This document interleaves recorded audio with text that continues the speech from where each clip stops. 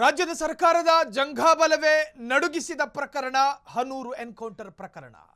ಸದನದಲ್ಲಿ ಪ್ರತಿಧ್ವನಿಸಲಿರುವ Hanur encounter case ಇವತ್ತು session active ಆಗುತ್ತೆ.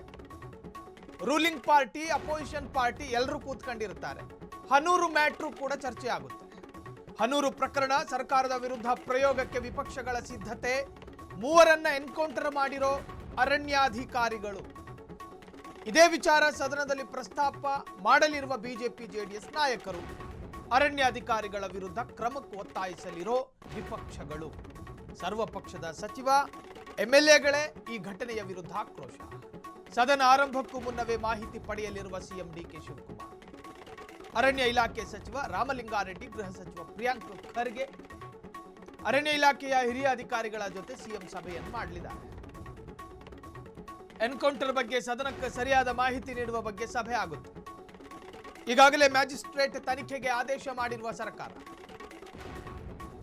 ಪಾಪ ಜಲ ನೋಡಿ ಇನ್ನೇನು ಒಂದು ಸ್ವಲ್ಪ ದಿನ ಆಗಬೇಕು, ರಾಮಲಿಂಗಾರೆಡ್ಡಿ ಸಾಹೇಬರಿಗೆ ಅರಣ್ಯ ಕೊಟ್ಟರು. ಅರಣ್ಯ ಕೈಗೆ ತಗೊಂಡು 3 ದಿನ ಆಗಿದ್ದು, 3 ಹೆಣ ಬಿತ್ತು. ಇವತ್ತು ಸೆಷನ್ನಲ್ಲಿ ವಿರೋಧ ಪಕ್ಷದ ನಾಯಕರು ಕೊಟ್ಟಿರೋ ಜಾಗದಲ್ಲಿ ಸುಮ್ಮನೆ ಕೂತ್ಕೊಳ್ಳೋದಿಲ್ಲ. ಆಡಳಿತಾರೂಢ ಪಕ್ಷದ ದೌರ್ಬಲ್ಯಗಳನ್ನು ಮಾತನಾಡ್ತಾರೆ. ಅವರ ಆಡಳಿತದಲ್ಲಿ ನಡೆದಿರ್ತಕ್ಕಂತಹ ವೈಫಲ್ಯಗಳನ್ನು ಎತ್ತಿ ಹಿಡಿಯುವಂತಹ ಪ್ರಯತ್ನಗಳಾಗ್ತವೆ. ಸಾಮಾನ್ಯವಾಗಿ ಅಧಿವೇಶನ ಅನ್ನೋದು ಜಿಲ್ಲಾವಾರು, ಖಾತೆವಾರು ಚರ್ಚೆಗಳಾಗಬೇಕು.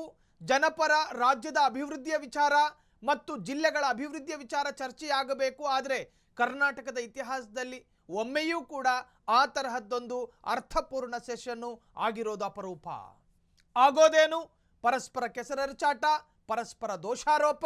ನೀನು ಹಿಂಗೆ ಮಾಡಲಿಲ್ವಾ, ನೀನು ಹಂಗೆ ಮಾಡಬೇಕಿತ್ತಲ್ವಾ, ನೀನು ಹಿಂಗೆ ಯಾಕೆ ಮಾಡಿದೆ, ಇದಲ್ಲದೆ ಇನ್ನೊಂದಿಲ್ಲ. ಇವತ್ತು ಕೂಡ 3 ಎನ್ಕೌಂಟರ್ಗೆ ಬಲಿಯಾಗಿರುವಂತಹ ವಿಚಾರವನ್ನು ಅಪೋಸಿಷನ್ ಪಾರ್ಟಿಗಳು ತೆಗೆದುಕೊಳ್ತಾರೆ. ಅದು ತೆಗೆದುಕೊಳ್ಳಲೇಬೇಕು. ಕಾರಣ, ಈ ರಾಜ್ಯದಲ್ಲಿ ಮನುಷ್ಯನ ಜೀವಕ್ಕೆ ಬೆಲೆ ಇಲ್ವಾ? ಈ ರಾಜ್ಯದ ಕಟ್ಟಕಡೆಯ ಕಾಮನ್ ಮ್ಯಾನಿಗೂ ಭಯ ಆಗುವಂತಹ ವಿಚಾರ ಅಲ್ವಾ?